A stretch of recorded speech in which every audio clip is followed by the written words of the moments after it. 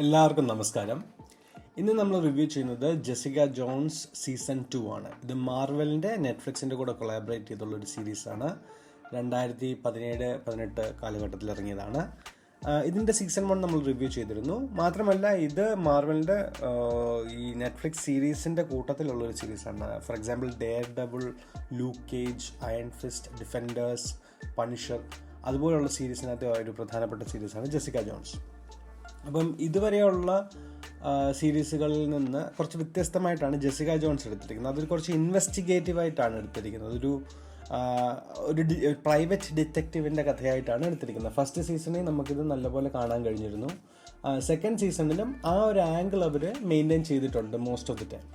പക്ഷേ ചില പർട്ടിക്കുലർലി ഈ സീരീസിൻ്റെ ഒരു സെക്കൻഡ് ഹാഫ് എത്തുമ്പോഴത്തേക്കും ആ ഒരു ആംഗിൾ അവർ കുറച്ചൊന്ന് ഡിച്ച് ചെയ്തിട്ട് കുറച്ചുകൂടെ പേഴ്സണലൈസ്ഡ് സ്റ്റോറിയിലോട്ട് പോകുന്നുണ്ട്. എനിവേ, അതിനെപ്പറ്റി സംസാരിക്കുന്നതിന് മുൻപ് ഇതിൻ്റെ ഒരു ഓവർവ്യൂ പറയുകയാണെങ്കിൽ, ഇതിൻ്റെ ഷോ റണ്ണർ, ഇത് മെയിൻലി ഇത് നോക്കി നടത്തുന്ന മെയിൻ ക്രൂവിൽ അല്ലെങ്കിൽ പ്രൊഡക്ഷൻ്റെ ഏറ്റവും പ്രധാനപ്പെട്ട ഇൻഡിവിജ്വൽ എന്ന് പറഞ്ഞാൽ മെലിസ റോസൻബർഗ് ആണ്. ഈ സ്ത്രീ തന്നെയായിരുന്നു സീസൺ 1 ഹാൻഡിൽ ചെയ്തിരുന്നത്. ഇതിനകത്ത് പ്രധാന വേഷങ്ങളിലെത്തുന്നത് ക്രിസ്റ്റ്യൻ റിറ്റർ, റേച്ചൽ ടൈലർ, എക്ക ഡാർവിൽ, അങ്ങനെ കുറേ ആക്ടേഴ്സാണ്. ഇൻട്രസ്റ്റിംഗ് ആയിട്ടുള്ള കുറേ ക്യാരക്ടേഴ്സ് ഉള്ള സീരീസാണ്. ഫസ്റ്റ് സീസണിലെ ഒരു പ്രധാനപ്പെട്ട കഥാപാത്രം മെയിൻ വില്ലനായിരുന്നു. ആ വില്ലൻ ഇതിനകത്തില്ല. പക്ഷേ ആ വില്ലൻ്റെ ഒരു ആബ്സെൻസ് നമുക്ക് ഇതിനകത്ത് ചില സമയത്ത് ഫീലിംഗ്, കാരണം ഏറ്റവും കരിസ്മാറ്റിക് ആയിട്ടുള്ള ഏറ്റവും ഇൻട്രസ്റ്റിംഗ് ആസ്പെക്റ്റ് ഫസ്റ്റ് സീസണിൻ്റെ ആ വില്ലൻ തന്നെയായിരുന്നു. പക്ഷേ ദാറ്റ് ബീയിങ് സെഡ്, ഈ സീസണിൽ ഇവർ എക്സ്പ്ലോർ ചെയ്യുന്ന സ്റ്റോറി ജെസിക്ക ജോൺസിൻ്റെ വളരെ വളരെ ഇൻട്രസ്റ്റിംഗ് ആയിട്ടുള്ളതാണ്.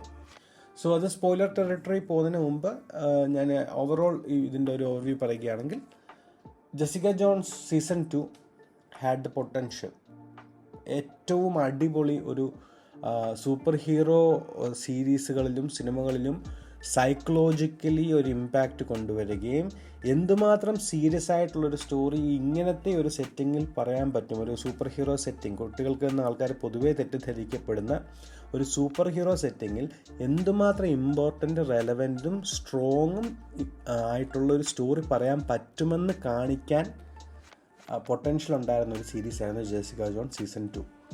ഇതിൻ്റെ എക്സിക്യൂഷനിൽ അവർ പാളിയെന്ന് പറഞ്ഞാൽ 8 നിലയെ പൊട്ടിപ്പോയി. ആ ഐഡിയ കൺവേ ആക്കാൻ അവർക്ക് സാധിച്ചിട്ടില്ല എന്നതാണ് എനിക്ക് ഫീൽ ചെയ്തത്. പക്ഷേ ഐഡിയ അത്യുഗ്രനായിരുന്നു.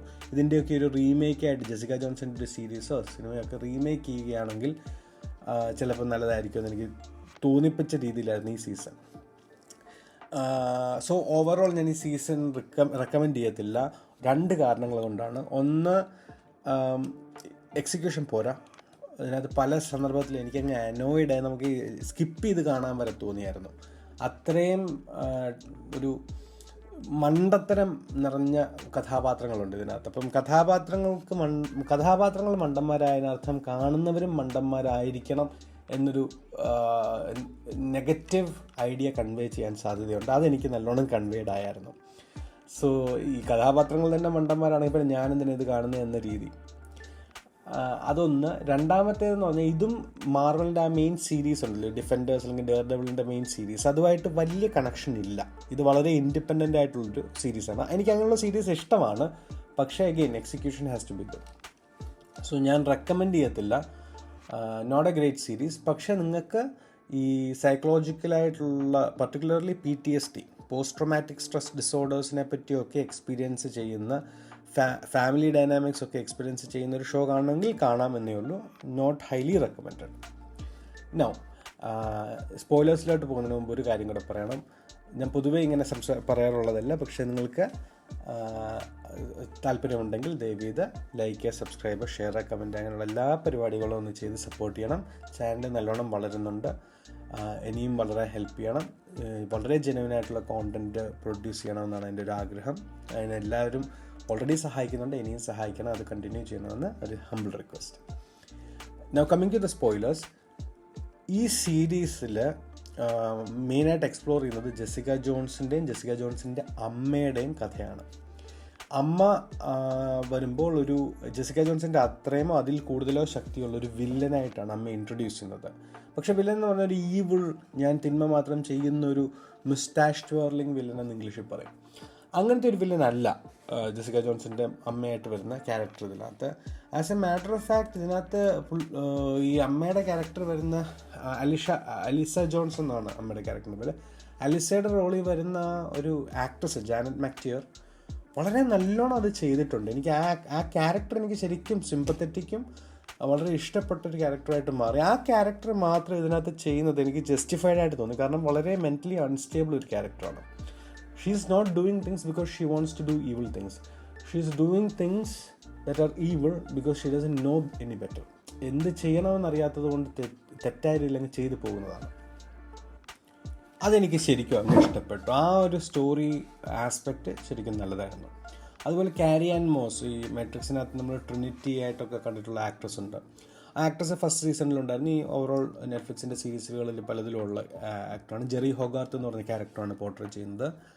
കാരി ആൻ മോസിൻ്റെ സ്റ്റോറി ഇതിനകത്ത് വളരെ നല്ലൊരു സ്റ്റോറി, പക്ഷേ എക്സിക്യൂഷനിൽ അഗെയിൻ കുറച്ച് എന്തൊക്കെയോ പാളിച്ചകൾ വന്ന പോലെ. അഗെയിൻ സ്റ്റോറി എഴുതിയ ആൾ വളരെ നല്ല എഫേർട്ട് ഇട്ട് നല്ലൊരു സ്റ്റോറിയാണ് എഴുതിയേക്കുന്നത്.